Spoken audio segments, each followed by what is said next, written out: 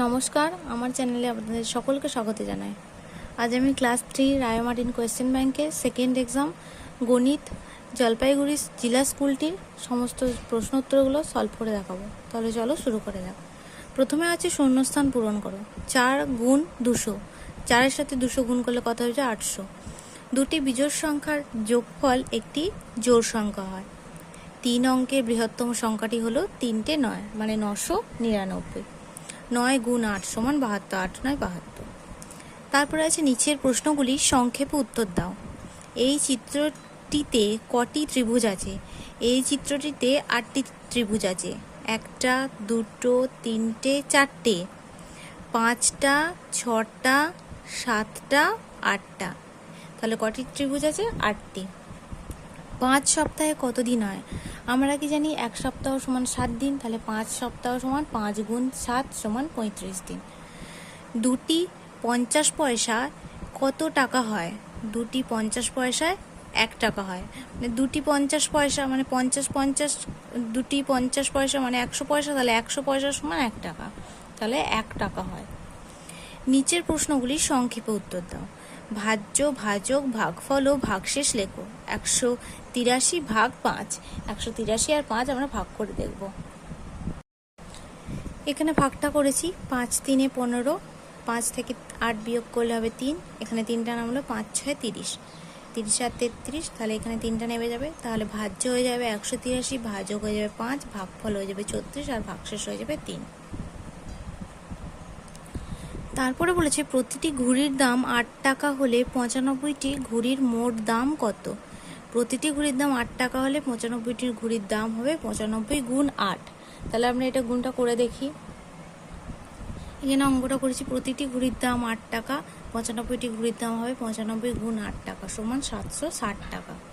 95-এর সাথে যদি 8টা গুণ করি, 5 8 40, 0 হাতে রইল 4, 7 8 9 72, 4 76, তাহলে 760 টাকা। তারপরে বলেছে মিতার কাছে 65 টাকা 50 পয়সা ছিল। সে বাজারে এসে 40 টাকা 50 পয়সা খরচ করলো। তার কাছে এখন কত টাকা কত পয়সা আছে? 65 টাকা 50 পয়সা ছিল মিতার কাছে, সে কত টাকা খরচ করেছে? 40 টাকা 50 পয়সা। তাহলে 65 টাকা 50 পয়সার সাথে 40 টাকা 50 পয়সা কী করতে হবে? বিয়োগ করতে হবে, কারণ খরচ করে ফেলেছে 40 টাকা 50 পয়সা। তাহলে বিয়োগটা করেছি। মিতার কাছে ছিল 65 টাকা 50 পয়সা, বাজারে এসে খরচ করলো 40 টাকা 50 পয়সা। তাহলে দুটোকে বিয়োগ করা হবে 25 টাকা। তাহলে তার কাছে এখন আছে 25 টাকা। তারপরে আছে একটি গরুর গাড়িতে 6টি বস্তা আছে, প্রতি বস্তায় 152টি শসা আছে। গরুর গাড়িতে মোট কতগুলি শসা আছে? একটি গরুর গাড়িতে বস্তা আছে 6টি, তাহলে প্রতি বস্তায় 152টি করে শসা আছে। তাহলে গরুর গাড়িতে মোট শসা আছে কতগুলি? আমরা অঙ্কটা করে দেখি। একটি গরুর গাড়িতে বস্তা আছে 6টি, প্রতিটি বস্তায় শসা আছে 152টি। গরুর গাড়িতে মোট শসা আছে 152 গুণ 6টি, তাহলে 152-এর সাথে 6 গুণ করলে হবে 912টি।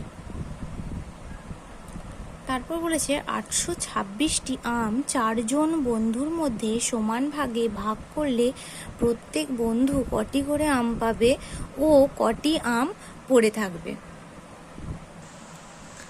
এখানে ভাগটা করেছি 826 আর 4, 4 দুগুণে 8, 2টা নামিয়েছি, 4 0 সাথে 0 খায় 6টা নামিয়েছি, কারণ একবারে দুটো সংখ্যা নামানো যায় না, তার জন্য 0 খায় 6টা নামিয়েছি। 4 6 24, তাহলে 4 আর 6 বিয়োগ করছি 2 হয়েছে। তাহলে প্রত্যেক বন্ধু 206টি করে আম পাবে, 2টি আম পড়ে থাকবে। যদি তোমাদের ভিডিওটি ভালো লেগে থাকে তাহলে অবশ্যই লাইক, কমেন্ট, শেয়ার এবং সাবস্ক্রাইব করতে ভুলবে না। ধন্যবাদ।